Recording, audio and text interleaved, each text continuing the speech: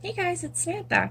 Today's video I'm going to be sharing with you how I do my cloud stenciling and sharing my cloud stencil with you. I'm really proud of this. I made it myself using some cloud dies and a stencil blank. So if you don't know what a stencil blank is, basically just a piece of plastic. I bought mine from Hobby Lobby in a pack of like 4, I think. I'm pretty sure they were less than $5. So if anyone is interested, just send me a message and I will send you a link to the ones that I bought. Alright, so I'm going to go from blue down into pink. So I'm using my handy dandy, inexpensive Amazon makeup brushes. And I'm going to start with Broken China, Distress Oxide Ink. Whoops, sorry about that. Bumped my light. Okay, I'm going to start on the stencil and then work my way up from there. Kids are outside playing. So we have a family of 8 kids living next door to us. And I have 1, but they're pretty great. There's always somebody for my son to play with, and they are having all kinds of fun right outside. Okay, so I did Broken China, and now I'm going to do Peacock feathers. Sorry about that. Okay, and again, starting on the stencil and working my way up. And I'm hoping by sharing my stencil that you'll be inspired to make your own stencils or, your own tools. Because you don't have to buy everything, and sometimes we don't have the money to buy everything they'd like us to buy, And things we can make by hand oftentimes work just as well. So that was Peacock feathers. Okay, now I'm going to do faded jeans, and I think I'm going to turn my stencil this way. So I'm going to get some of the faded jeans ink and blend.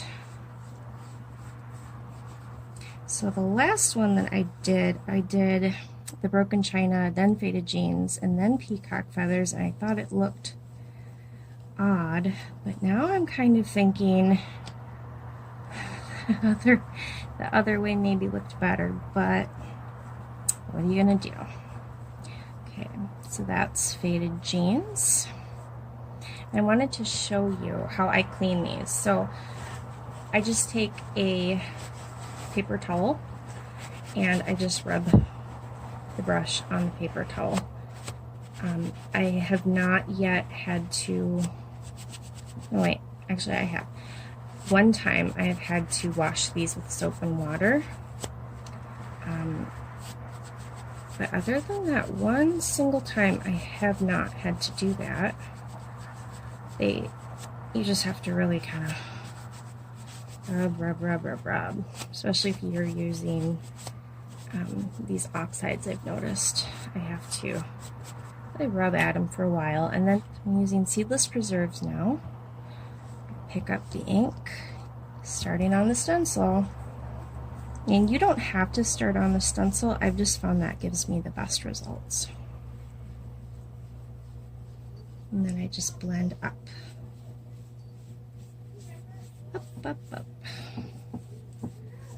Up with a fish. Now I think I'm going to use picked raspberry. I love picked raspberry with seedless preserves. The colors next to each other, they look so super pretty. So this is picked raspberry. Picked raspberry is one of my favorite Distress ink colors. It gets peacock feathers, seedless preserves, and picked raspberry. Those are like my favorites. So that is picked raspberry. Now I'm going to do worn lipstick. So move this up a bit.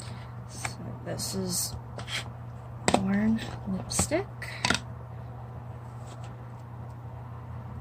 Move it up a little bit. This is such a pretty pink color. Love it. Love it. And then kind of going up and blending. Now I'm going to do spun sugar. Just right down here. This is such a soft, pretty pink. Spun sugar. One thing I like about using this cloud stencil is that I don't have to worry about getting fingerprints everywhere. So I can just keep my fingers on the stencil. Okay, now I'm going to finish with Tattered Rose. I'm gonna just put that like a so.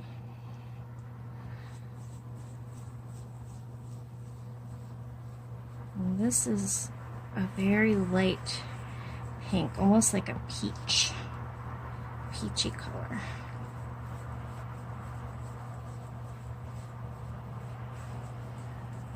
Okay, now I am done, and this is the end result. And all I have to do is trim this down into whatever size I want. Currently it's, I think, 5 by 7.